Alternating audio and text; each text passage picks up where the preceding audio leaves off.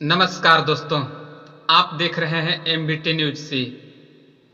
दोस्तों, भारत को एक नया अध्याय शुरू करने का अवसर मिल चुका है, जिसमें 22 जनवरी से लेकर 30 जनवरी अब भारत 22 जनवरी को एक नया अध्याय और एक नया सवेरा को शुरुआत करेगा। दोस्तों, पहले 26 जनवरी से 30 जनवरी तक याद करता था, लेकिन अब 22 जनवरी को राम और 30 जनवरी को हे राम याद करेगा। दोस्तों, आप लोग इसका मतलब समझते हैं कि 22 जनवरी को जैसे ही राम मंदिर का उद्घाटन उत्सव जैसे आप मनाएंगे दीपावली के अवसर पे, और 26 जनवरी गणतंत्र दिवस मनाएंगे, और हे राम गांधी जी पर जाकर समाप्त हो जाएगी जनवरी। तो दोस्तों, जनवरी में जिस प्रकार से आपको अवसर मिला है, इसका लाभ आप भली भांति उठाना जानते हैं और उठाते भी हैं। लेकिन दोस्तों, मैं बता देना चाहता हूं कि इसी बीच कि अब फरवरी में हो सकता है कि चुनाव का अनाउंसमेंट हो, और चुनाव अनाउंसमेंट जैसे होगा, सबके दिमाग पर एक ही बात नजर आएगा और एक ही नशा छाए रहेगा कि किसी प्रकार से अपने प्रतिनिधित्व करने वाले व्यक्ति को प्रधानमंत्री बनाया जाए। दोस्तों, मैं बता दूं कि इसी बीच ईवीएम और इलेक्शन कमीशन, यह दोनों आपके दरवाजे पर पहुंच करके और कहीं ना कहीं अपने सफाई को और अपने गुणवत्ता को जाहिर करने के लिए आप लोगों से बात करने के लिए प्रेरित होती है, और उसी टाइम ईवीएम को लोगों के बीच ला करके और उससे बता रही है इलेक्शन कमीशन कि हम निष्पक्षता से चुनाव कराते हैं और हम परिपक्व हैं, हम किसी प्रकार की धोखाधड़ी नहीं करते हैं किसी के साथ। दोस्तों, यह तो प्रक्रिया जनवरी और फरवरी के बीच होने वाली है, लेकिन मैं आप लोगों से पूछना चाहता हूं कि अगर इस प्रकार से चुनाव आयोग निष्पक्ष है और चुनाव निष्पक्ष कराती है और कराना चाहती है, तो 10,000 करोड़ रुपए की मांग इलेक्शन कमीशन क्यों कर रही है? 10,000 करोड़ रुपया इलेक्शन कमीशन मांग कर रही है मोदी गवर्नमेंट से, और इसमें मोदी जी को क्या फायदा होने वाला है जिससे 10,000 करोड़ रुपया मोदी जी इलेक्शन कमीशन को देंगे? इलेक्शन कमीशन कहता है कि आप मुझे 10,000 करोड़ रुपया दीजिए और 15 साल चुनाव का जितना बजट हम 10,000 करोड़ रुपए में करा लेंगे, क्योंकि जितना आपको 15 साल में चुनाव कराने का बजट आता है, कहीं उससे हम कम पैसे में वन नेशन वन इलेक्शन का प्रस्ताव को आप पारित कीजिए और मुझे 10,000 करोड़ रुपया दीजिए और मैं कराऊंगा चुनाव निष्पक्ष। इसके लिए मुझे एक ईवीएम लेना पड़ेगा दूसरे देशों से, और उससे हम चुनाव कराएंगे। वन नेशन वन चुनाव वन इलेक्शन। दोस्तों, इस पर मोदी जी अगर सहमति जता देते हैं तो इससे जनता को क्या फायदा होगा? आप खुद ही इस पर विचार बनाकर हमें जरूर बताएं। दोस्तों, वन नेशन वन इलेक्शन जब भारत में लागू हो जाएगा तो किसी भी प्रकार की दूसरा चुनाव नहीं होगा, और इसमें इस प्रकार से बादशाहत की तरफ अपना भारत चला जाएगा, और चुनाव कमीशन इलेक्शन जो है वह चाहता है कि मोदी जी के ऊपर किसी प्रकार की कोई आंच न आए, और इसमें इलेक्शन कमीशन अपना हामी भर करके गवर्नमेंट से, भारत गवर्नमेंट से यह मांग करे कि आप मुझे पैसा दें और मैं ईवीएम लेके आऊंगा और आप वन नेशन वन इलेक्शन का प्रस्ताव को पारित करा लें। तो इसमें मोदी जी निष्पक्ष बच जाएंगे कि हम किसी प्रकार की कोई हस्तक्षेप नहीं कर रहे हैं, या चुनाव आयोग का मामला है, चुनाव आयोग जो हमसे मांग कर रहा है, चुनाव आयोग को हर साल चुनाव कराने में परेशानी हो रही है, ये मोदी जी कह सकते हैं। और इसके लिए चुनाव आयोग चाहता है कि वन नेशन वन इलेक्शन चुनाव आयोग चाहता है करने के लिए, तो इसके लिए कानून पारित करना सही है। लेकिन आप जरा हमें बताइए कि यह वन नेशन और वन इलेक्शन की जो बात है, वह चुनाव आयोग मांग कर रहा है या मोदी जी मांग कर रहे हैं? किसको प्रधानमंत्री बनना है? चुनाव आयोग को बार बार हर साल चुनाव कराने में क्या दिक्कत है? क्या इससे पहले जो कि जब से देश आजाद हुआ था चुनाव जो कि भारत में नहीं होता था क्या?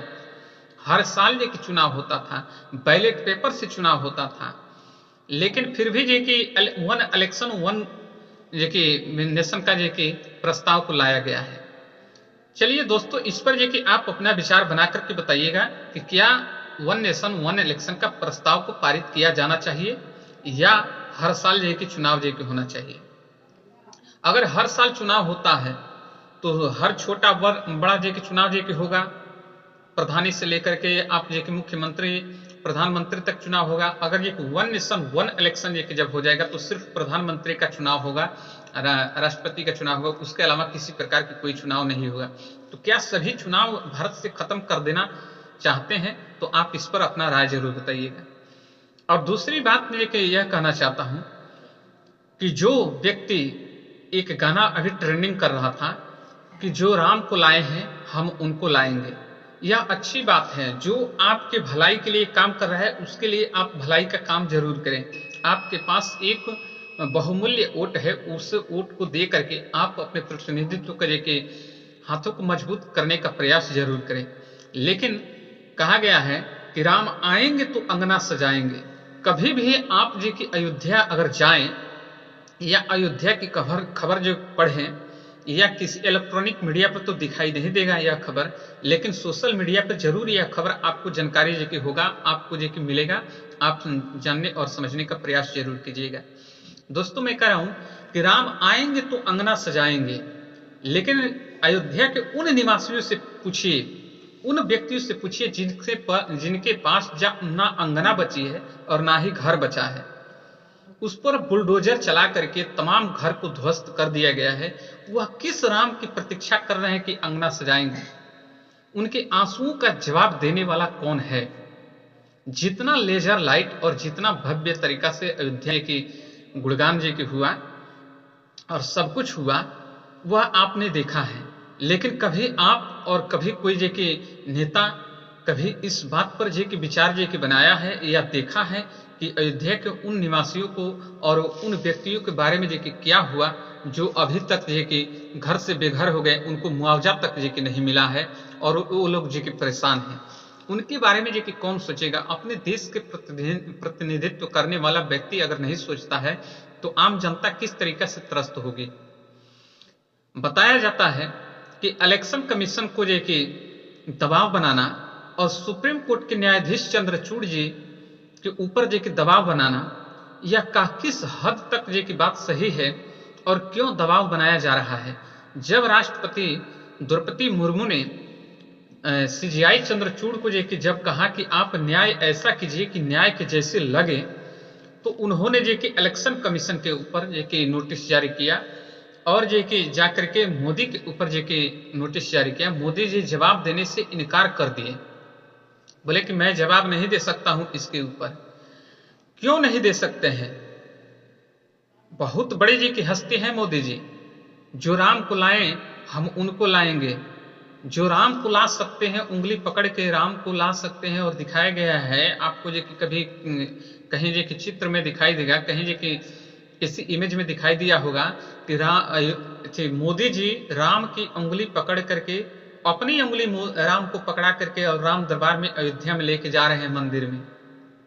राम जी से बड़ा कद दिखाया गया है मोदी जी का, ठीक है, लेकिन जरा सोचिए राम जी से बड़े विजय माल्या और नीरव मोदी नहीं है। जो राम को ला सकते हैं भारत मंदिर में, वह नीरव मोदी और जे कि विजय माल्या को क्यों नहीं ला सकते हैं?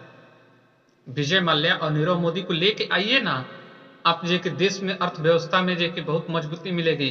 40-50 करोड़ रुपए जे कि नीरव मोदी जी की घोटाला करके जे कि चला गया दूसरे देश में, विजय माल्या चला गया, वह जे कि तमाम जे कि लोग जे कि भागे हैं, उसको मोदी जी क्यों नहीं लेके आ रहे हैं? इसके पीछे क्या रीजन है? अगर इस तरीका से आपके साथ जे कि नहीं न्याय हो रहा है तो आप जे कि बताइए ना कि जे कि मोदी जी उससे उस व्यक्ति से मिले हैं या खुद जे कि जानबूझकर छोड़ दिए हैं। जो राम को ला सकते हैं हम उनको लाएंगे, यह बहुत बढ़िया सोच है और बहुत बढ़िया जे कि काम है, लेकिन यह भी जे कि काम होना चाहिए कि नहीं होना चाहिए, इस पर जे कि आप अपना राय जरूर बताइएगा हमें। कि जो राम को लाए हैं वो नीरव मोदी और जो कि विजय माल्या को क्यों नहीं लाए भारत में। काफी दिन हो गया, दूसरी बार जी के प्रधानमंत्री जी हैं नरेंद्र मोदी जी, लेकिन अभी भी नीरव मोदी और विजय माल्या तमाम जैसे 15 जे की लुटेरा जे की भारत को लूट करके मोदी जी के जमाना में या अंग्रेजों के जमाना में नहीं लेके गए। मोदी जी के टाइम में जे के उनके नाक के नीचे से जे के चोरी करके लेके जे के दूसरे देश में शिफ्ट हो गए। लोग कैसे जे के शिफ्ट हो गए, इस पर आप अपना राय जरूर बताइएगा। हमें वीडियो कहां से देख रहे हैं कमेंट जरूर कीजिएगा।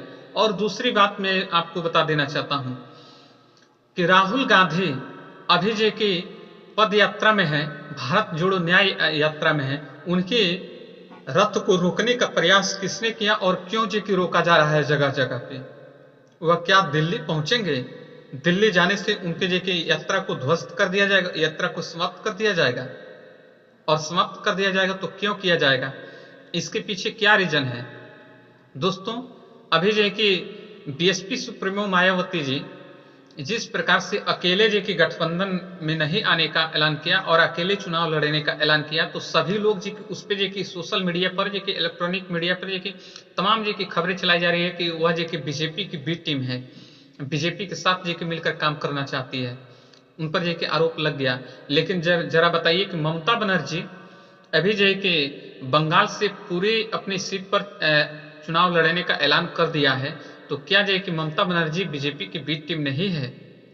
अगर बीजेपी इस तरीका से जो कि अगर चुनाव जो कि कराती है, अगर बीजेपी इस तरीका से विपक्षी टीमों में जो कि हस्तक्षेप करके लोगों को जो कि इधर से उधर जो कि कर रही है, तो इस पर जो कि आप अपना राय हमें बताइए ना। आप अपना राय बताइए।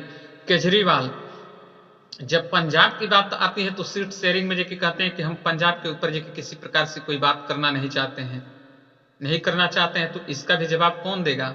इसका भी जवाब जो कि आपको ही देना पड़ेगा, हमें भी देना पड़ेगा कि कहीं ना कहीं जो कि हम एक वोटर हैं, हम एक जो कि जनता हैं और हमारे वोट की वजह से कोई भी प्रतिनिधित्व करने वाला व्यक्ति जो कि बहुत आगे जो कि बढ़ता है और उस लेवल पर पहुंचता है, उस मंच पर पहुंचता है जहां से जो कि हमने कल्पना किया था। तो दोस्तों, आप कहां से वीडियो देख रहे हैं आप हमें जरूर बताएं और तब तक हमारे वीडियो पर जो कि वॉच करते रहें और हमारा वीडियो को देखने के बाद हमारे वीडियो को शेयर जरूर करें और सब्सक्राइब जरूर करें हमारे चैनल को। धन्यवाद।